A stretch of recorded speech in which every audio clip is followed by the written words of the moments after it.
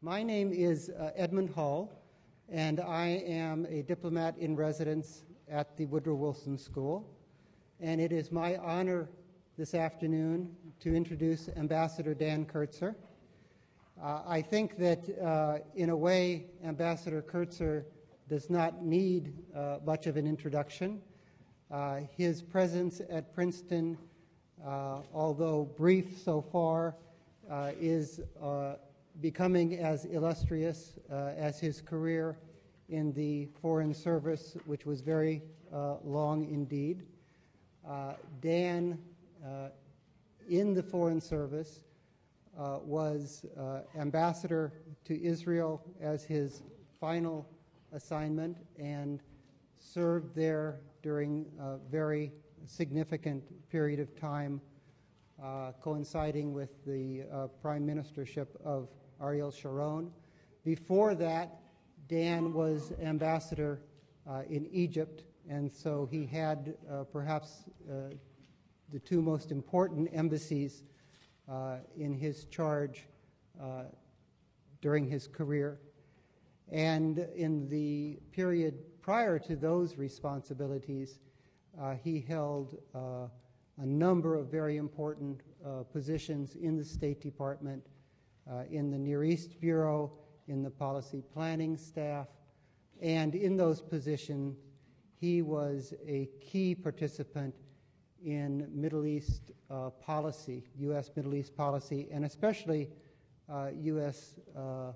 Middle East peace process policy, and really one of the architects of that policy, as has been acknowledged by Jim Baker and others. Dan is speaking to us today on the recent conflict in Lebanon, Arabs and Israelis, the summer vacation war. He's going to speak to us not from a position of distance, but rather he was in Israel in July and then was back in Israel in September. So he's going to bring us views from the region of a very recent nature. So it's a pleasure, Dan, to give you the microphone.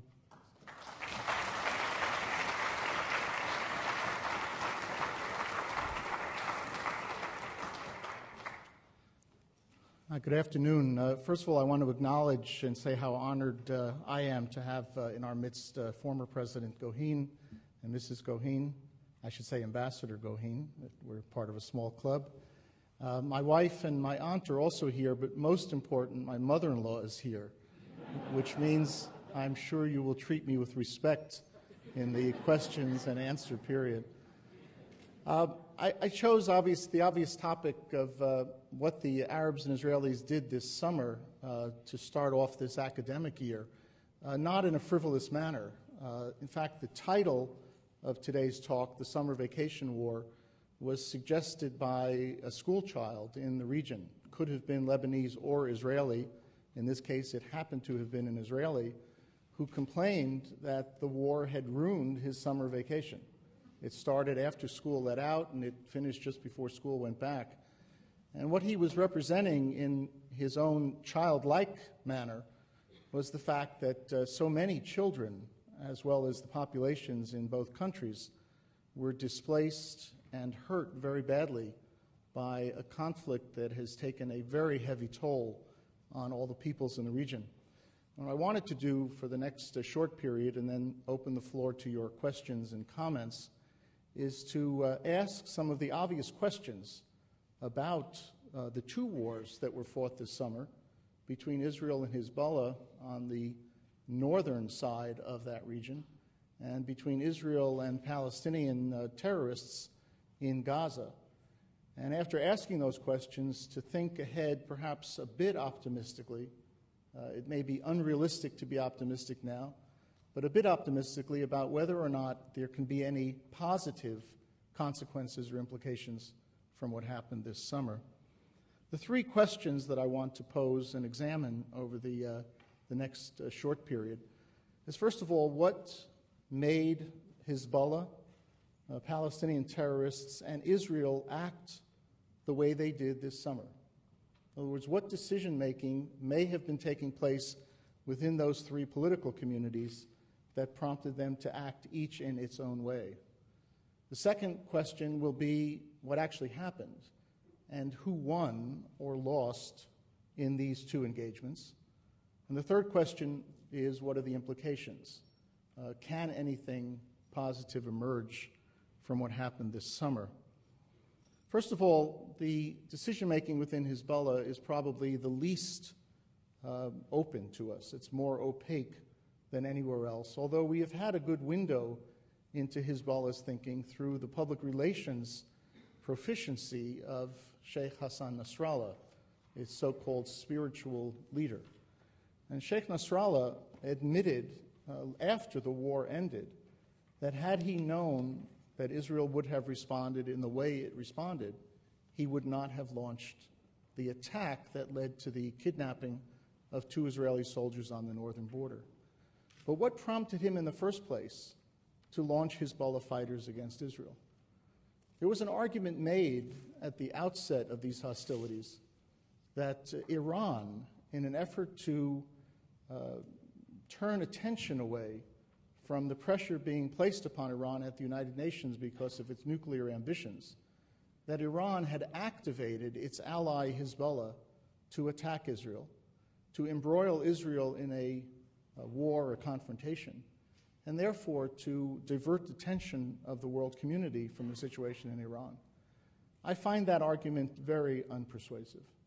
I find it unpersuasive for essentially 2 reasons. Number one, for the last 2 years, if not more, Hezbollah has been trying to kidnap Israeli soldiers. They didn't start trying to kidnap Israeli soldiers this summer. In fact, over the past couple of years, there have been at least 5 very significant attempts by Hezbollah to kidnap Israeli soldiers for the single purpose of, in Hezbollah's view, launching an exchange of prisoners or launching a negotiation that might lead to an exchange of prisoners. From Hezbollah's perspective, this in fact had been successful in the past. You recall that in the fall of 2000, about 6 months after Israel withdrew from Lebanon, Hezbollah in fact captured, and subsequently the soldiers were found to have been killed, captured and killed 3 Israeli soldiers. Later on, about a year later, Hezbollah in fact kidnapped an Israeli reserve officer, a business person traveling in the region, and used in the case of one person, a hostage, and the 3 dead soldiers, as bargaining chips in a negotiation with Israel that produced a significant number of return to Hezbollah, to Lebanon, of prisoners held in Israeli jails. So for Hezbollah, this was not an unusual activity. This happened to have been a successful activity this summer, but not one that needed to be stimulated by an outside party. Second reason I find the Iran argument unpersuasive is that even had there not been a war this summer, even had the kidnapping of the 2 Israeli soldiers in the north led to a negotiation over an exchange of prisoners, it would have done no particular good for Iran's case in the United Nations Security Council. In fact, it might have hardened the positions of some of the European countries who are now on the fence with regard to sanctions against Iran, and it might have led to a hardening of their position vis-a-vis the imposition of those sanctions. So in answer to question number 1, why did Hezbollah launch an attack? It's because that's what Hezbollah does. And Hezbollah thought, based on the past 6 years of interaction with the State of Israel, that it could attack, and if successful, that attack could lead to a negotiation, probably through a third-party intermediary, that could result in the return to Hezbollah of prisoners held in Israeli jails. And there is one prisoner in particular who is of most importance to Hezbollah, and that is a gentleman named Samir Kuntar. For those of you who follow this closely, Mr. Kuntar's name came up in the last exchange of prisoners. He's been in an Israeli jail for about 25 years for killing in a very brutal manner members of an Israeli family in one of the northern cities of Israel. And Hezbollah has been trying for more than 20 years to effect the return to Lebanon of Mr. Kurtzer. So question number one, I think, is that Hezbollah acted the way Hezbollah did because that's what Hezbollah does. Question two is, what happened in Gaza, where there was an infiltration into Israel proper by Palestinian terrorists? They dug a tunnel under the border between Israel and Gaza, and they ended up killing a couple of Israeli soldiers and kidnapping one. And the answer here is that it was not also in Hamas's interest, Hamas being the governing power in Palestine now, to have this kind of activity take place at that time. Hamas, since its accession to power, has been under tremendous pressure from the international community to accede to the three demands that had been placed upon it: to recognize Israel, to renounce terrorism, and to accept and abide by agreements into which the Palestinian Authority had previously entered. And so Hamas, under that kind of pressure, would not have been likely to authorize formally a return to terrorism. In fact, Hamas had joined the so-called Hudna, a kind of ceasefire, and more or less had abided by it. Not perfectly, but certainly not in a manner that would have prompted it to support an activity of such great dimension as a tunneling, a burrowing attempt into the state of Israel and the killing and capturing of Israeli soldiers.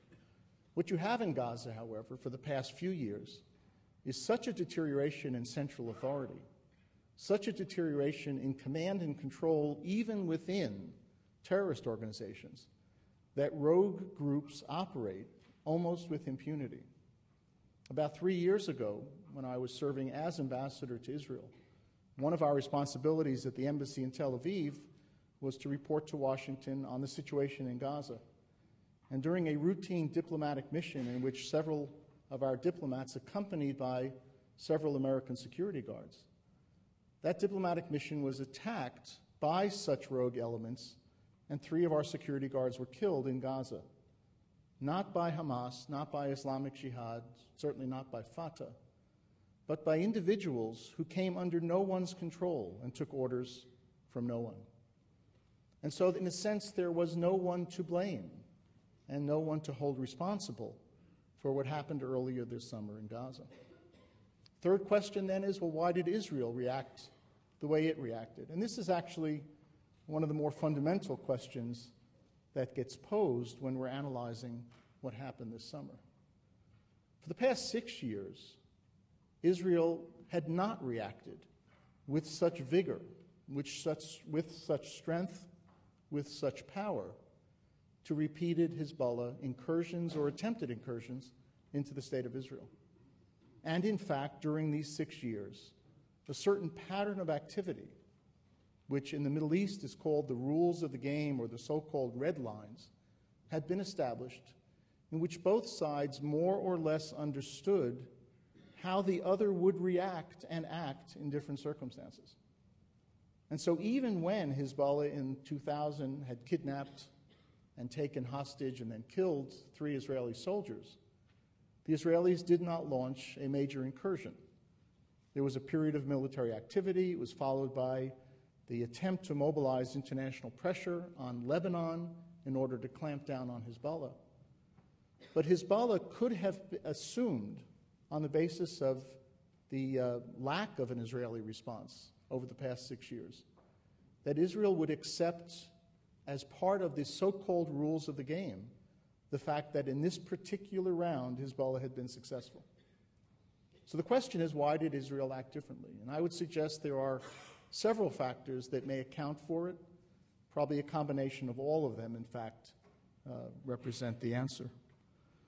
First of all, as told to me in July when I asked this question of Israeli military officials, Israeli officials believe that over the course of the past 6 years in Lebanon, and even over the course of the past year since Israel's withdrawal from Gaza, Israel's deterrence had eroded significantly because Arab adversaries believed that they could attack Israel without evoking an Israeli response. And so Israeli military strategists had come to the conclusion, even before this war, that at some point, as a result of some provocation, Israel would need to demonstrate to Arab states and to Palestinians that it had enough power and enough will so that it would rebuild its deterrence against future attacks. In order to do this, the second factor was the manifestation of Israeli power. Now, there is no one in the Arab world that doesn't understand the relative power balance between Israel and each of its neighbors. Israel is a regional power with substantial military power, and it is a regional power that has societal power that underpins whatever military power it can bring to bear. And yet, as we also in the United States sometimes find necessary, unless there is a demonstrative effect of that power in situations that may warrant it, the power becomes latent and therefore not well understood. I think Edmund would join me in assessing that as a result of the United States' activities in the Gulf in 1991, in which we turned back Iraq's aggression against Kuwait, many countries in the region really understood the extent and the depth of American military power. People knew we had it, but when we showed it on the battlefield, it made a substantial difference. So in order to build or rebuild deterrence, Israeli military strategists said that there also would need to be a demonstration of Israeli military power in order to show to Hezbollah, to the Arab world, that Israel had not lost its military edge. As part of this, there was also a response to a long-standing Hezbollah argument that had been made time and time again by Sheikh Nasrallah in all of his public broadcasts. He tended to compare Israel to a spider web. Spider web is a relatively interesting phenomenon. It's strong, it's complicated, it captures the prey or the food for the spider, but it's also breakable. And Nasrallah assessed that Israel, as strong a society as it asserted itself to be, was actually a breakable society. And since Israelis, in his words, tended to value life, they would also, therefore, withdraw from confrontation if pressed substantially. The Israeli withdrawal, the unilateral withdrawal from Lebanon in 2000, was seen, therefore, by Nasrallah as a complete vindication of this view. Because for 22 years, Hezbollah, as a resistance movement to Israel's presence in South Lebanon, Israel withdrew as a result of sustained pressure by Hezbollah. And Nasrallah then argued, an argument which in fact was listened to carefully by Palestinians, that Israel could not and would not tolerate sustained casualties over a sustained period of time without backing away, walking away. And so part of the Israeli calculation in its response this summer was also to demonstrate to Nasrallah, to Hezbollah, to the Arabs in general, that it had the backbone to fight when its vital national interests were at stake. And in fact, if you followed closely the mobilization of Israeli society this summer, one Israeli military officer told me that in previous engagements with Arabs, including in major wars, during reserve call-ups, the expected rate of showing up for reserve duty was between 70 and 85%. And this summer, the rate was nearly 100%. Israelis responded to the call when it was made to come and fight for their country. So the third factor in the Israeli response was to demonstrate the will of Israel and to uproot this idea of Israel as a spiderweb society without a spine. Fourth factor, indicated in conversation this summer with Israeli thinkers, was to change what I called earlier the rules of the game in Lebanon.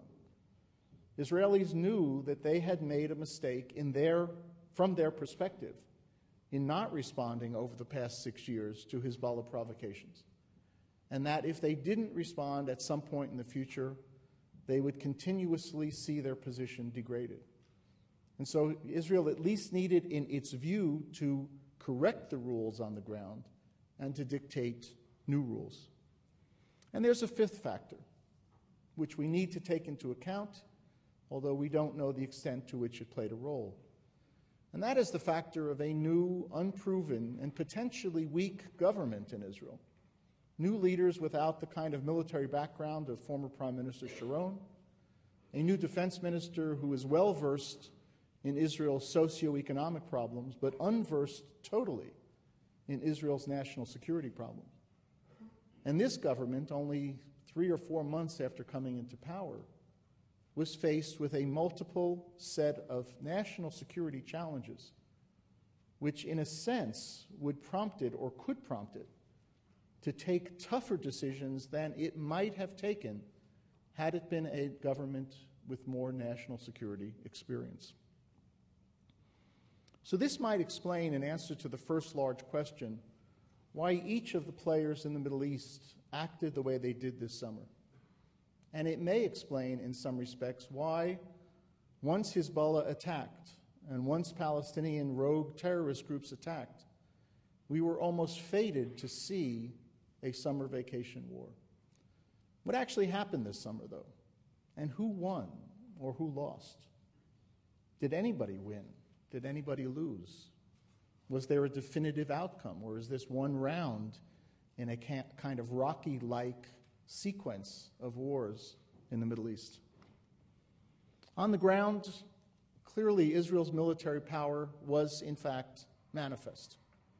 Nasrallah threatened Tel Aviv with long-range missiles, did not launch any long-range missiles, which suggests that Israel destroyed those long-range missiles. And I would think that over time we will learn more about the particular military aspects of this war.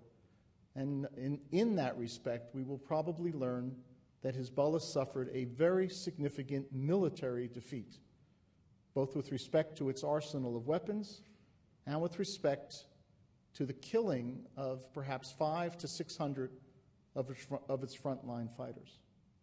Secondly, in terms of strategic geography, Hezbollah, if the United Nations Security Council Resolution 1701 is implemented, even in part, Hezbollah will be seen to have suffered a strategic defeat as it is displaced along the border with Israel by Lebanese government authority and Lebanese army forces backed by a bolstered United Nations interim force in Lebanon, UNIFIL.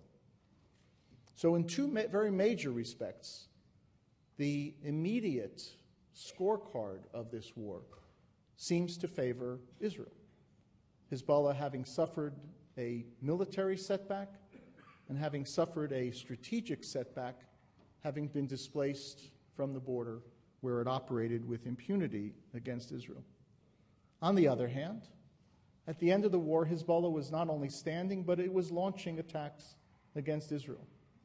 And its medium-range Katyusha rockets, not all of which have very good guidance systems, still represented a formidable weapon that ended up with perhaps 1 million Israelis displaced from their homes, perhaps 1 million Israelis as refugees within their own country, in parallel with the perhaps 1 million or so Lebanese displaced as a result of Israeli attacks from their homes in Lebanon.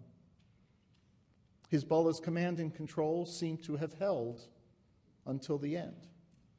And Nasrallah was able not only to continue to mobilize support from within his own cadres, but began over time to marshal additional support from within an Arab world which at the outset of the fighting was very divided with respect to its support for Hezbollah. You recall, in the first few days of the war, Saudi Arabia, Egypt, and Jordan all expressed significant dissatisfaction with Hezbollah's attack on Israel, not only because they did not want to see a disruption of the status quo, but also larger concerns that they have held for some time about the rising power of the Shia Muslim community in the Middle East, and the fear that some in the Middle East see of a Shia crescent extending from Iran through southern Iraq into Lebanon in the guise of Hezbollah. And yet, by the end of this war, the opposition of these Arab governments to Hezbollah activities had been muted by the strong support given to Hezbollah from the Arab street. So Hezbollah didn't end up too badly in political terms from this confrontation, even if they absorbed a significant military blow. And what about on the Palestinian front? Palestinian front is perhaps the most interesting because it is there is an ongoing effort now within Palestinian society to form a national unity government that would displace the Hamas government that has governed Palestine now for the past 6 months. And should that happen, it would represent a strategic shift of tremendous importance in the political dynamics between Palestinians and Israel and within Palestinian society itself. In Gaza, there was a significant further degradation of infrastructure, tremendous suffering on the part of a people that has suffered not only under occupation for now nearly 40 years, but particularly as a result of events in the past few years, has seen whatever was left of its economy completely fade away. Scores, hundreds, many hundreds of people dead. We don't know the numbers, and I'm not sure we will know those numbers for quite some time. So in assessing in this second question, who won, who lost, what were the results, we can ask 6 subsidiary questions and perhaps start to come up with a bit of an answer.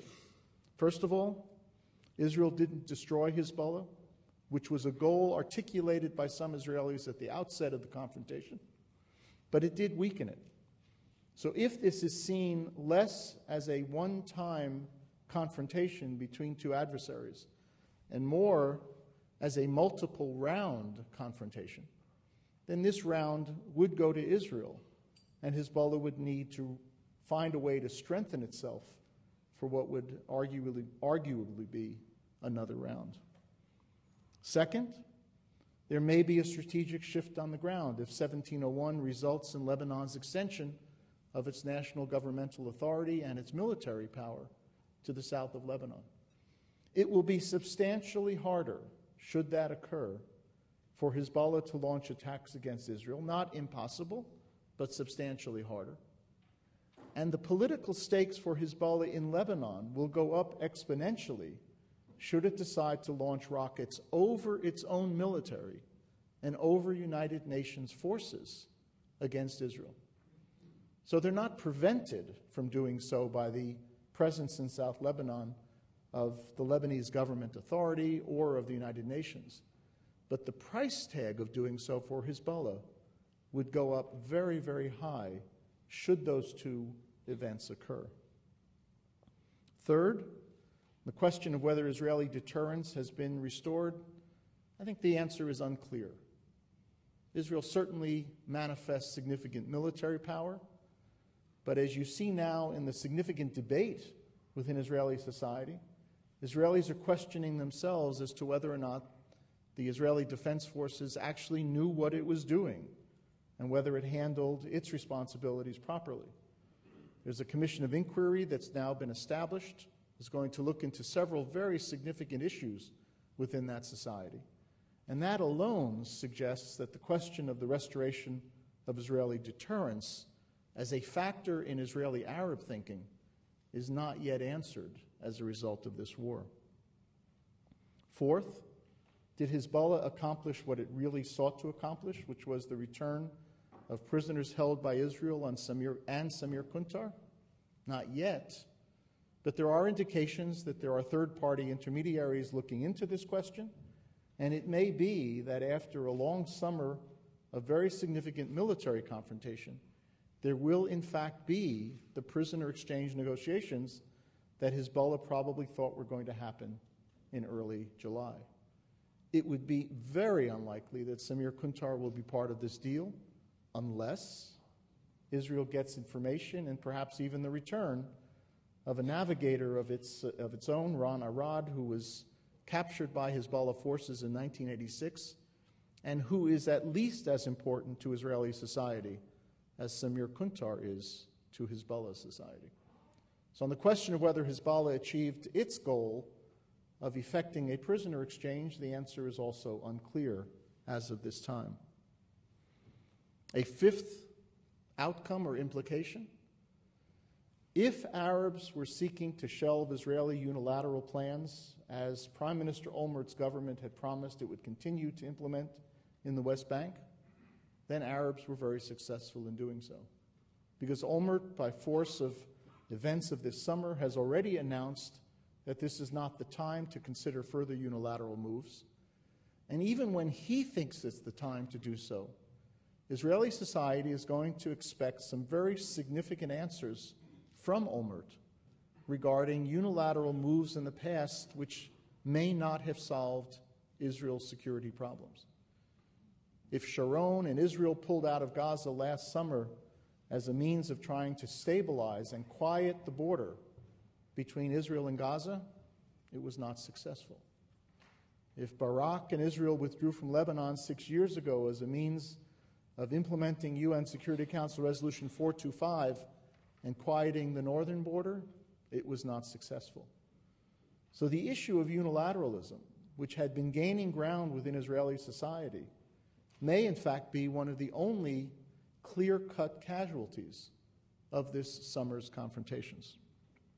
And finally, the impact on Hamas, unclear as of today, but perhaps significantly affected if a national unity government is brought into being in which the power of the presidency within the Palestinian Authority, the power of President Mahmoud Abbas, is shown to prevail over the power of the Prime Minister and the Parliament. And the long-term implications, which I'll discuss in a moment, of that eventuality actually could be one of the other major implications of this summer's activities. So what are those implications? And why did I suggest at the beginning of my remarks that I may actually end with a little bit of optimism?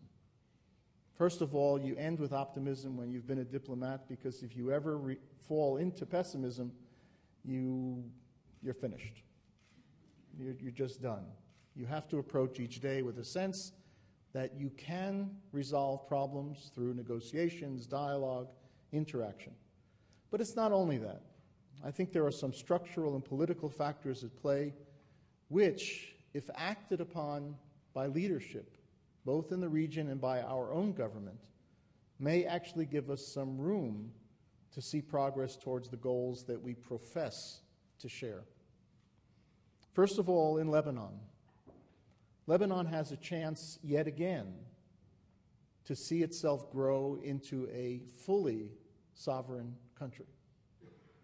And there's no question that the people of Lebanon deserve it. They have shown the ability to bounce back time and time again from adversity, but they have not yet shown the ability to extend the full authority of their state and the full power of their political system over the entire geographic scope of the country. Resolution 1701, the support of the international community, the determination of the Lebanese people themselves, may now offer perhaps the best opportunity that Lebanon has seen in decades to accomplish these goals. The real question is going to be whether or not other events in the region or outside the region start to divert everyone's attention to a point where the internal forces within Lebanon and the external pressures on Lebanon bring out all the old demons that have prevented Lebanon from realizing its potential in the past. So one of the implications, and one of the perhaps most important implications of this war, could be a Lebanon that is really free and with a government and a society that does control Lebanese territory. Second question relates to Syria, a country I haven't even referred to until now. Now, Syria is a major player in each of the activities that we've talked about. Until recently, Syria had forces in Lebanon under the terms of an agreement reached within the Arab League some years ago at Taif. Syria has national security interests in Lebanon. Syria has its own conflict with Israel, which is unresolved. The occupation of the Golan Heights in 1967 remains even today.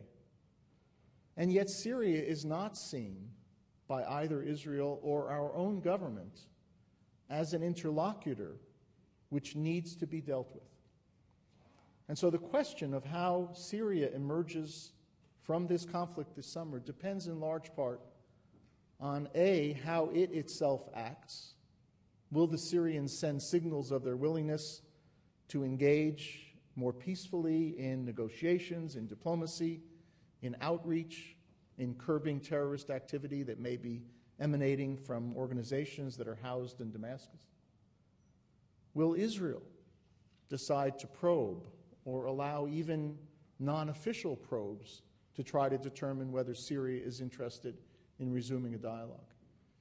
And will our own government decide that for our own reasons, as well as for reasons associated with Middle East peace, it's time to start a better dialogue with Syria? For us, this problem is perhaps far more complicated than even it is for the countries in the Middle East. For Syria has not only been a very significant problem for Lebanon, for Israel, for the support of terrorism, but we have also experienced Syria's hand in supporting, at least at various stages over the past 3 and 4 years, at supporting the insurgency in Iraq, actively or passively. So a major question mark, and one of the major question marks with respect to implications of this war, is where Syria will emerge in everyone's calculation, including in its own calculation of where it wants to be in the region. Third implication relates to Iran. If, in fact, the Iranians did not activate Hezbollah to start this war, the Iranians now have to scramble to undo the damage that was created as a result of Hezbollah starting this war. And we are watching this take place right now at the United Nations. Each day finds better news or worse news. The other day, Europe was united in favor of sanctions. Now Europe is not united in favor of sanctions. So the question of how Iran will emerge from this will depend entirely on whether or not in the diplomacy related to Iran's attempt to secure the capability to produce nuclear weapons, the international community can find a united and concerted position, and whether the Iranians decide at the end to negotiate their way out of this crisis or to take the crisis to its end game. In a talk given here about 6 months ago, I cited an Israeli author on the question of whether or not diplomacy can be or has been successful in dealing with nuclear proliferation. This gentleman, Ariel Levite, who is the deputy director of the Israeli Atomic Energy Agency, wrote an article a couple of years ago in which he argued that those who believe that diplomacy has no efficacy in dealing with nuclear proliferation have not studied the events of the past 30 years. He cited John F. Kennedy's prediction in 1962 that there would be 25 nuclear powers by the end of the century. And he said that there were not 25 nuclear powers because diplomacy had been successful in turning countries away from the pursuit of nuclear weapons. I spoke to Ariel Levite just a couple of weeks ago because I wanted to know, after all that we've seen and done, whether or not he still held to this view. And I am happy to report to you that he does.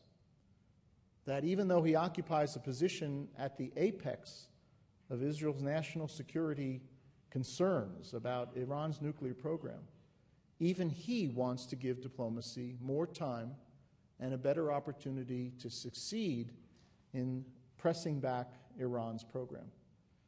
So the third implication, what will happen vis-a-vis Iran, an open question, but one which in this case I believe diplomacy has more time to test and to probe. On the fourth possible implication with respect to Iraq, I will share with you an advertisement for an op-ed piece I published in the International Herald Tribune. You get it for free on the internet, so I get no profit from your pulling it up. But I argued a couple of weeks ago that it was time to withdraw. And I did so as a doctor may do in an emergency room setting through triage. We have seen that the president's policy of pursuing victory in Iraq is not working and is bleeding us, both in terms of lives and in terms of our national resources. And we are examining through a variety of means in think tanks, universities, in public discourse around this country, every other conceivable option for continuing our efforts in Iraq in a manner that may bring success. And unfortunately, none of them that I have seen has a chance of bringing success, and all of them only hold out a prospect of continued bleeding. And so I would suggest to you to read the op-ed piece, because it does represent the answer to the question of the implications for us in Iraq of this war. It has nothing to do with this war. We make our own choices in Iraq, and I believe that choice should be withdrawal. Finally, closer to the center of the conflict, as I've mentioned twice now in these remarks, the impact, the implications of this conflict on Palestinian society can be profound if Palestinians find their way into a national unity government, a government that can resume bilateral interaction, bilateral negotiations with Israel, and a government that will be able at least to deal, if not frontally, at least successfully with the demands of the international community. And so what happens if, in fact, there is a Palestinian national unity government and there is a resumption of some form of negotiations between Israelis and Palestinians? Are there ideas out there that are still available for the two sides to talk about that carry any prospect of success? And I would suggest that there are not only one or two ideas, but there is a handful of useful things to think about, a menu of possibilities for the leaders, both in Israel and Palestine, our own leadership in Europe and elsewhere, to try to form and to craft a new beginning in an effort to resolve the Arab-Israeli conflict and to stabilize the region. First of all, there is a roadmap for peace that the International Quartet, the United States, the European Union, the United Nations, and Russia formulated about 3 years ago that still represents the will of the international community, because in its complexity, it has a fairly simple set of propositions. It says Palestinians must stop terror and must build democratic, accountable governance. Israel must stop settlement activity and loosen up its grip on the territories that it has occupied since 1967. And as these two processes unfold in parallel, and as they unfold in ways that are mutually reinforcing, then Palestinians can decide whether or not they want to create an independent state with provisional boundaries, and to have that state enter into final status negotiations with the State of Israel. So the roadmap, although a very complex document, a lot of words, a lot of paragraphs, actually holds out a prospect of a relatively simple formulation for the two societies to grab onto and run with. And the roadmap has the advantage that it's already been accepted by everybody. So you don't need another process of governmental review and action in order to activate and to restart the roadmap. But if you don't want to do the roadmap, right now there are some within the region who are trying to revive the Madrid Conference. You recall the Madrid Peace Conference took place at the end of 1991. It was stimulated in large part by the changes that had been wrought in the Middle East after the first Gulf War. And the first President Bush, seizing a tremendous opportunity that presented itself in the aftermath of that war, brought everybody in the region together at Madrid and launched a successful negotiating process. Not successful because it resulted in agreements, but successful because it got launched. It brought Arab states to the table who had previously said that they would not sit with Israel as long as there was not comprehensive peace. It brought a Palestinian delegation to the table which represented Palestinians, although at that time not the Palestine Liberation Organization. And it brought countries together to talk not only about the issues that are particular to the Israeli-Palestinian dimension of the conflict, but also problems in the region that were not getting better but had not been talked about. Problems of water and the environment and refugees and economic development and arms control and regional security. And so, harking back to the success of Madrid, there are some people in the region who say, we need a Madrid 2. We need another cosmic starting event in which everyone in the region recommits itself to a negotiation process resulting in peace.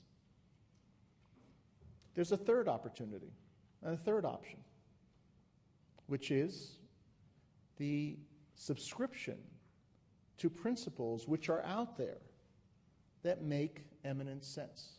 A couple of years ago, an Israeli former general, Amiai Alon, he had been the head of the Israeli Navy, also the head of the Israeli Internal Security Agency, got together with Sari Nusseibeh, who's now the president of Al-Quds University in Jerusalem and has been a minister of Jerusalem affairs in the Palestinian Authority. And they developed a set of 6 principles on which basis Middle East peace, or peace between Palestinians and Israelis, could be arranged.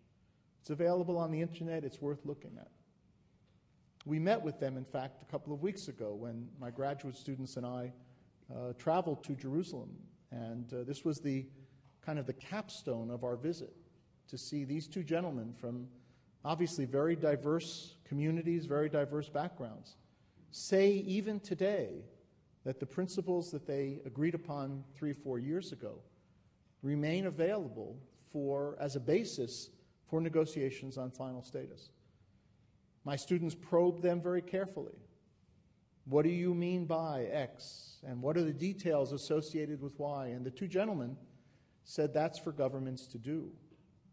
So it is possible, instead of trying to embark upon a process that latches onto extensive plans. We all recall, for example, the Geneva Initiative, in which informal Palestinians and informal Israelis got together and actually negotiated a quote-unquote peace treaty.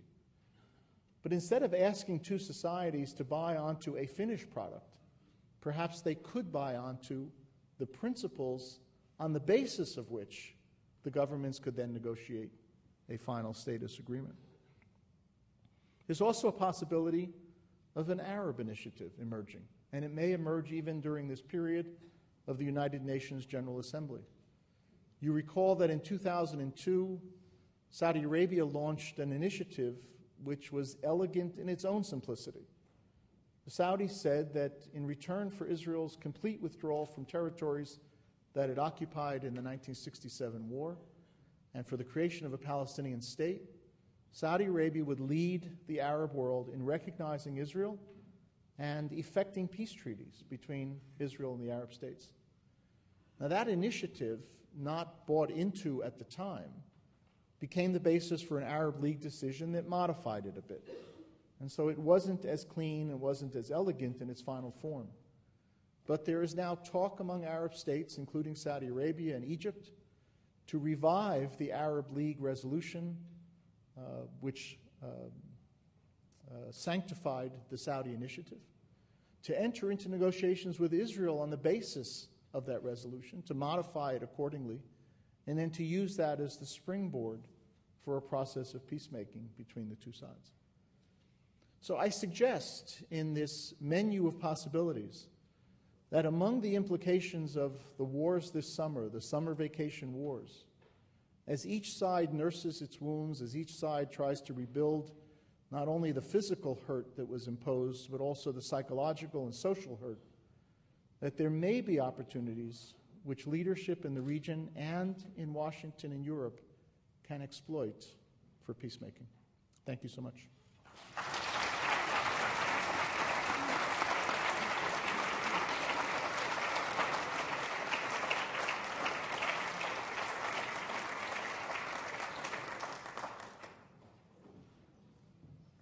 Thank you, Dan.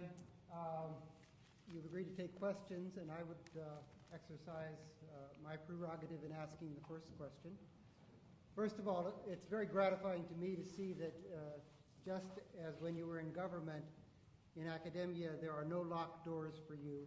You're going to find some way forward towards Middle East peace regardless of the situation. And I think that's very admirable and very encouraging.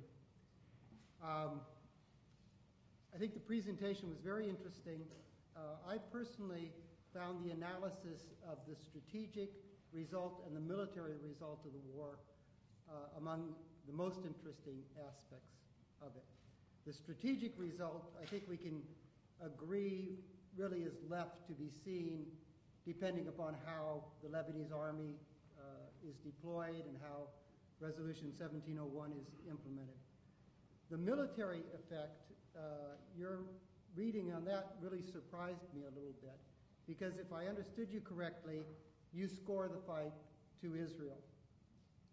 And I'm not sure that that's a scoring that is very widely shared in the region, and I think for a number of reasons. One, because the kind of factors that you laid down were not the factors articulated by the Israeli government as its war aims, which were more along the lines of recovering the taken soldiers and stopping the barrage of Hezbollah rockets, which continued up to the end.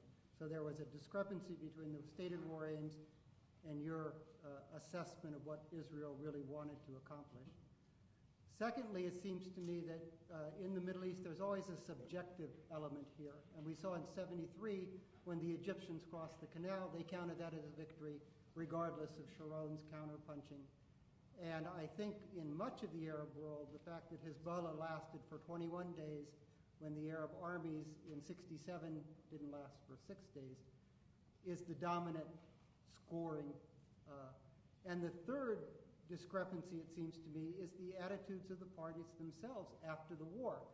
In Lebanon, you have Hezbollah, if I understand it correctly, very full of themselves and claiming this victory that Arab armies have not been able to achieve, and holding their own, at least, against the Israeli military.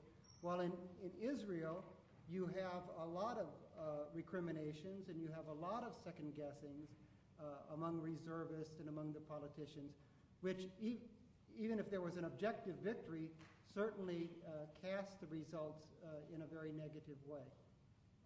Thanks. As I did at the outset of my remarks, I want to just take 1 second to introduce and recognize Shibli Malat, who has joined us as a visiting scholar at Princeton from Lebanon. So now, having seen him here, I'm more nervous about what I said, and I'll find out later. I mean, it's bad enough if Edmund doesn't agree, but now I'm really scared. But it's great to have you here. Look forward to working with you. The points raised are valid with respect to the second part of the question, which is what I would call this, or you call the subjective element.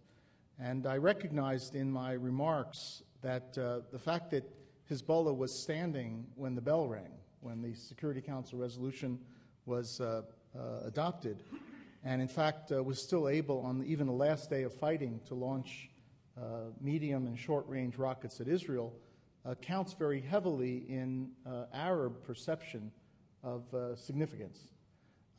In military terms, however, and I think this will become clearer, especially when the Israelis go through this very wrenching internal discussion associated with the Commission of Inquiry.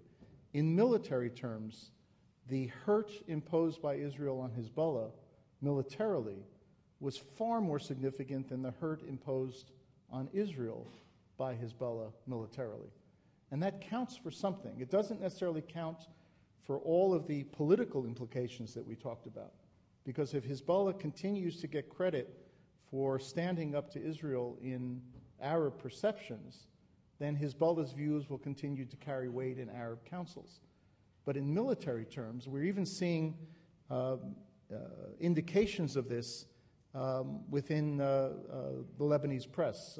Just the other day, I saw a reference to Nasrallah having fired one of the commanders in the Baalbek area for not having done his job. The Israelis apparently did far more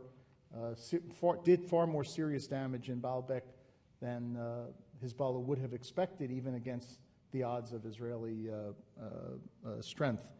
There is a Shia cleric in Tyre, whose name I can't remember, who has made the political argument that no one elected Hezbollah to have started a war which has cost the people of South Lebanon so much in suffering. So there is not necessarily yet a consensus either in Lebanon, and I would therefore argue even outside Lebanon, on the subjective element.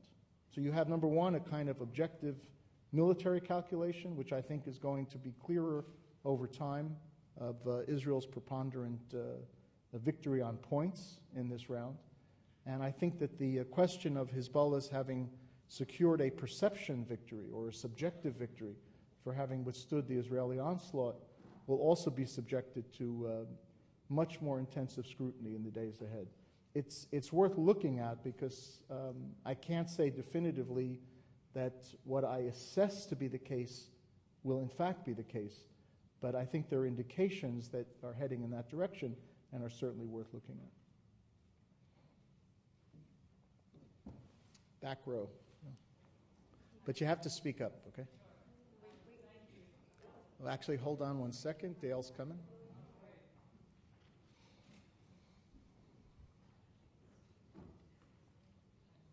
Thank you. Thank you for sharing your insights with us. From your experience... Now? Better?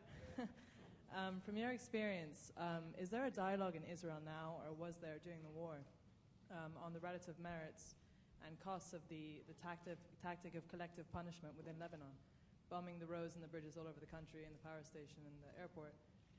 Or do most people generally accept that as a necessary means of combating Hezbollah? The question was there a debate in Israel that I was aware of the tactics of what was called collective punishment imposed by Israel and Lebanon? Israel, as you know, is a very vocal society, so there are always debates in Israel, and you can find people on every side of every issue. On this issue, though, at least what I saw during the month of July when I was there and have assessed since, there was not as much debate as some people would have hoped for as you phrased the question. What do I mean by that? There were Israeli concerns expressed not over the bombing of civilian targets in South Beirut, but the question of why the targeting was as limited as it was.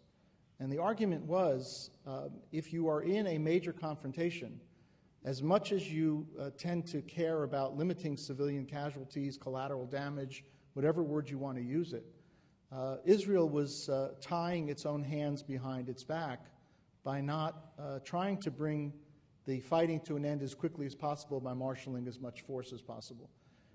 Particularly within some military circles, there was also a second argument over the relative utility and efficacy of air power that was used in the first period of the war as opposed to the mobilization of ground forces and their use early on.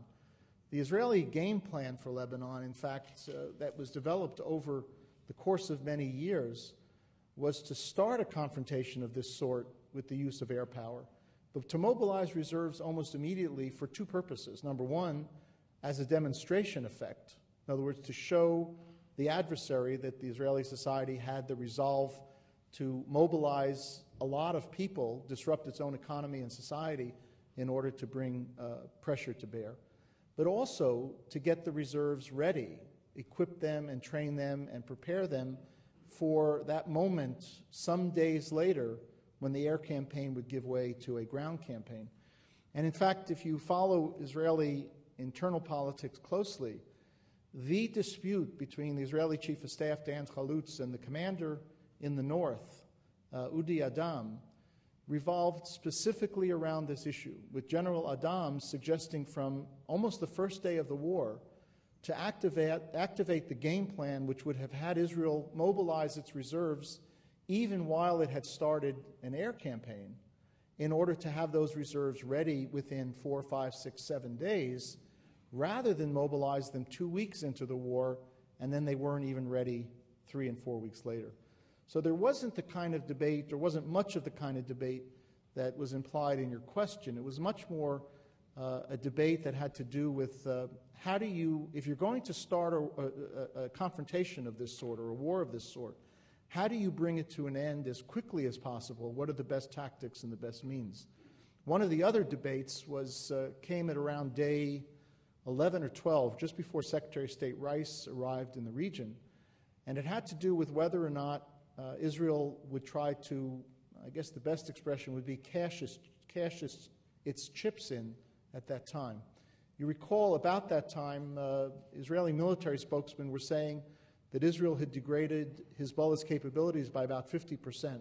Probably an exaggeration, but it was a jumping off point for what could have been an Israeli diplomatic strategy to say a 50% success against Hezbollah in 10 days is good enough.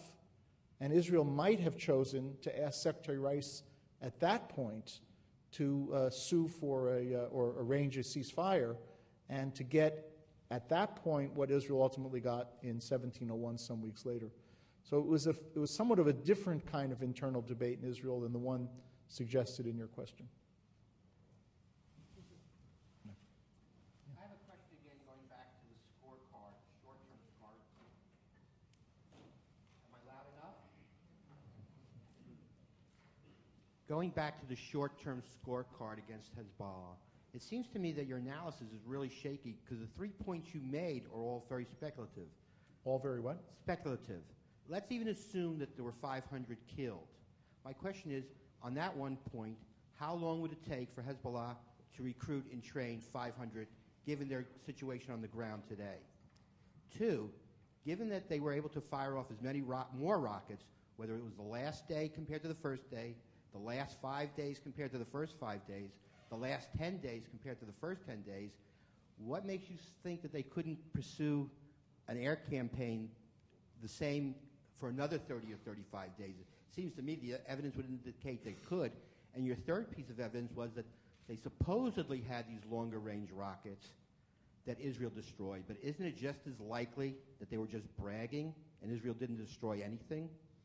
Let me go backwards because I'll remember it better, and you can remind me the first 2 points when I forget them. The interesting public affairs side of Hassan Nasrallah is that he hasn't lied. He's been very honest and open in his own way for his own purposes in his public affairs presentations. And so when Nasrallah said that there was a long-range capability that could hit Tel Aviv, as I mentioned at the outset, we're talking about a very opaque organization, an opaque society. And it's possible that this was a lie. I don't believe it was a lie. Have any evidence that it wasn't? Not that I'll share here. And I don't want to be too tantalizing because it wouldn't be fair. I'm no longer in government and I don't have secrets. But there's enough to suggest that he had a capability, whether it was significant, whether he actually could have activated it, no one will know, but he didn't. Now, did he not because it was the conditions under which he asserted that he would fire at Tel Aviv were not met? Edmund and I were talking earlier today, and Edmund suggested that the conditionality of Nasrallah's threat gave him an out, that since Israel didn't do exactly what he had said he would respond to, he didn't have to fire the rockets. I don't accept that. I think he had the rockets. I think they were knocked out. And I think it was this very significant blow to Hezbollah. We don't know that, so it's speculative. Second on the question, or it's your first question, was the first issue was the whether 500 fighters can be replaced easily. I don't think so. It doesn't mean you can't find recruits. And in fact, one of the consequences of this kind of a war is that in the short term at least, Hezbollah may find it easier to recruit among very angry residents in South Lebanon and elsewhere in the Middle East. But the difference between the numbers of recruits that may grow and the military effectiveness of those recruits, I think, is very, very large.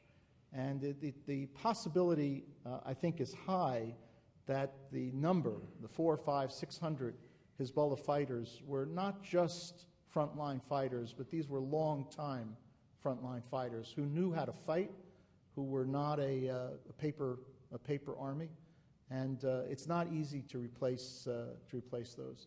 Your third issue, which was the standing up ability to continue firing weapons, sure, and in fact, that's the strongest argument that Hezbollah makes that deals with the question Edmund just asked, which was the perception that they were there at the end of the round, and they were ready for round 5 or 7 or whatever, or for Rocky 6, whatever movie we're up to.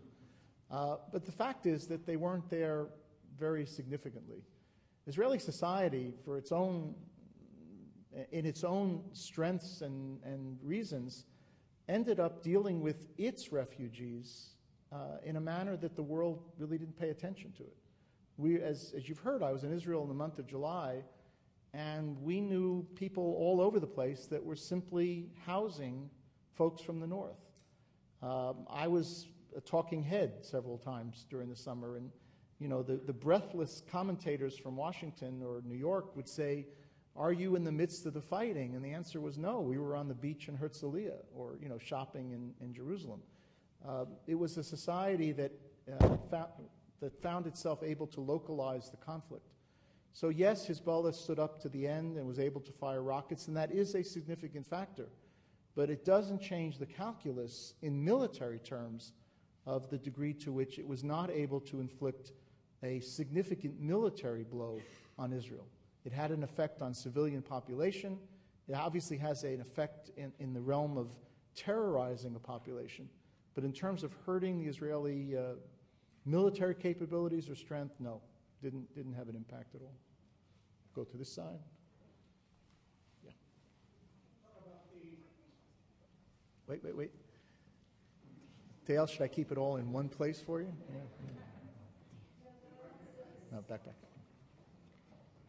Talk a little bit about the implication.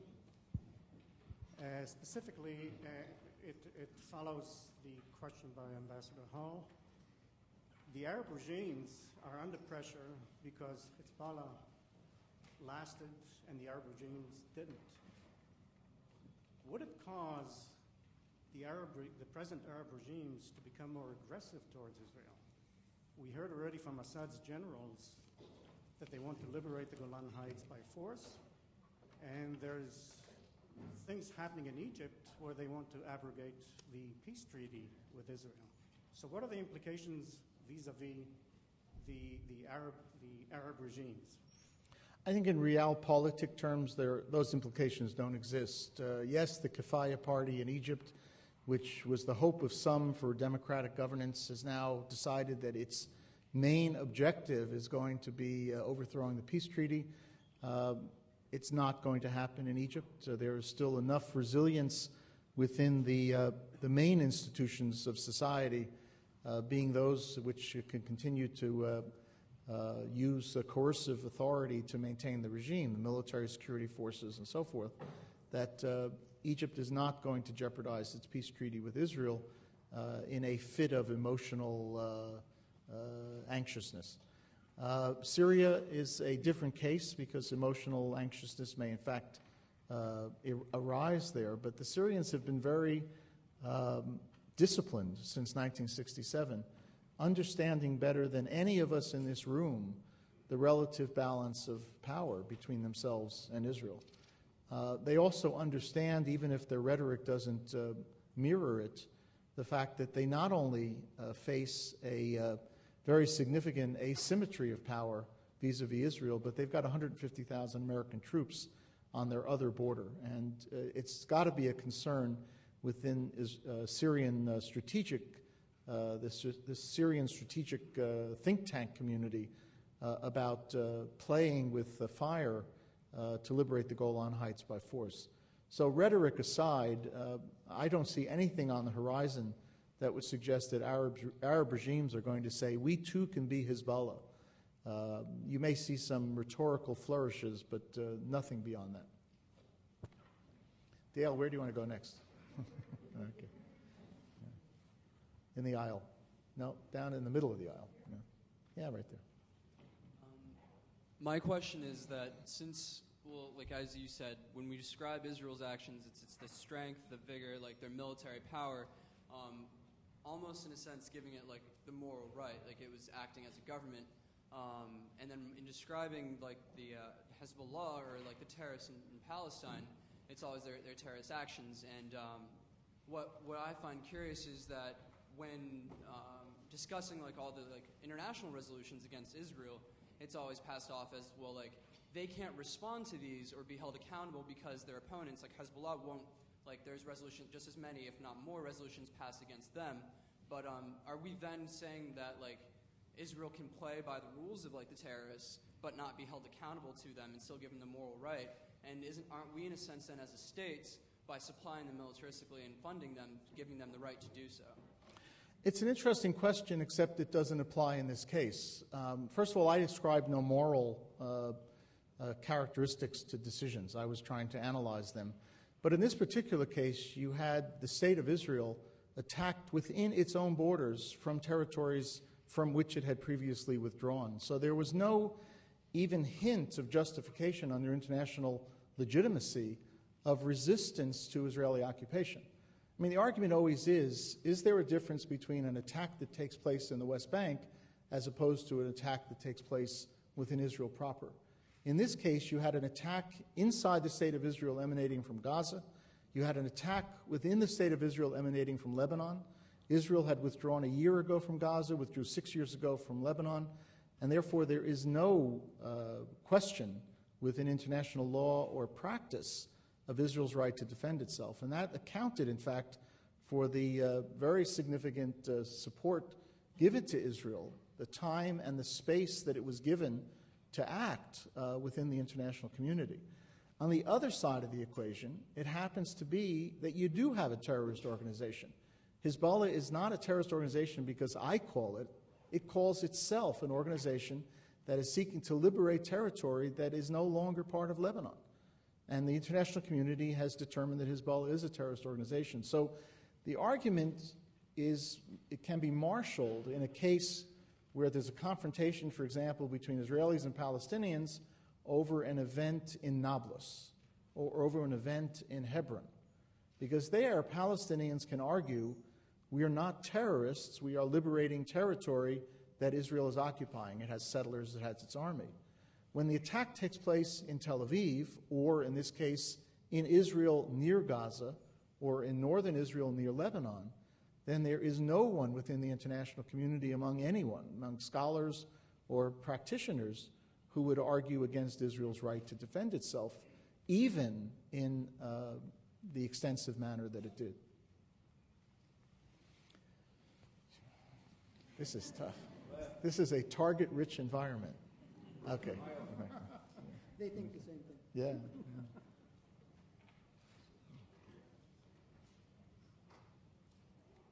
In terms of the political goals... Speak up a little bit. In terms of the military goals, of the war, it seems that there were additional losses that I don't remember you bringing into account, one of which being that when Israel went into the war, they had some very specific goals, including bringing back the soldiers and dismantling Hezbollah.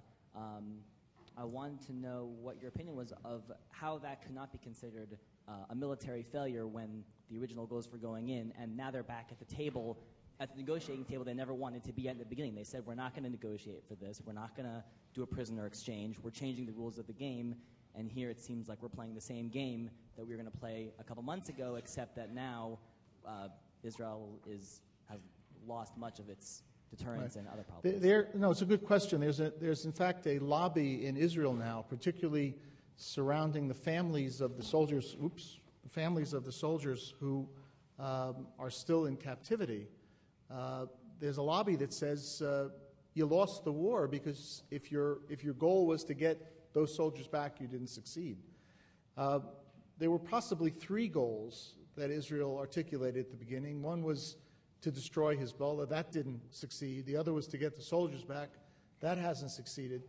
But the third, which ended up being the goal that it pursued, found its expression in 1701, which was to finally bring about a Lebanese government authority throughout the country that, even while it was acting for Lebanese interests, would in fact be a surrogate support for Israeli security. Because if Lebanon controls its own territory for its own reasons, for Lebanese national reasons, that ends up, in Israel's thinking, serving Israeli purposes as well, because it can therefore reduce its readiness and its state of preparation in the north. Take a look, for example, since 1979, at Israel's deployment along the border with Egypt. Almost nothing. Now, Egypt maintains authority within Egypt, along with a multinational force and observers, for Egyptian national purposes. But the fact that they do it as well as they do it gives Israel the ability not, or the reason not to have to do it, and therefore ends up in that manner serving Israeli purposes as well. And in that respect, you measure that outcome against the other two, the Israelis would say they didn't come out of this too badly if 1701 gets implemented in some respect. And that's one of the unknowns right now. Dan, can I suggest one more question? Yeah, and I need a napkin or handkerchief. Here, I'll give you a toilet. No, you don't want to. I need a lifeboat, actually.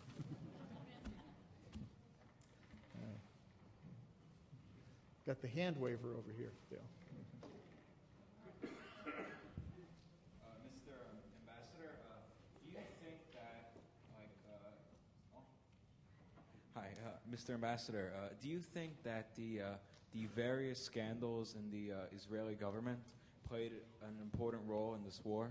Maybe, for example, weakening the military strength, or causing a lot of miscommunication between the troops and the government, or causing a lot of policies to be not well thought, or stuff like that, which kind of affected Israel for the worse in the war and caused extra casualties? I don't.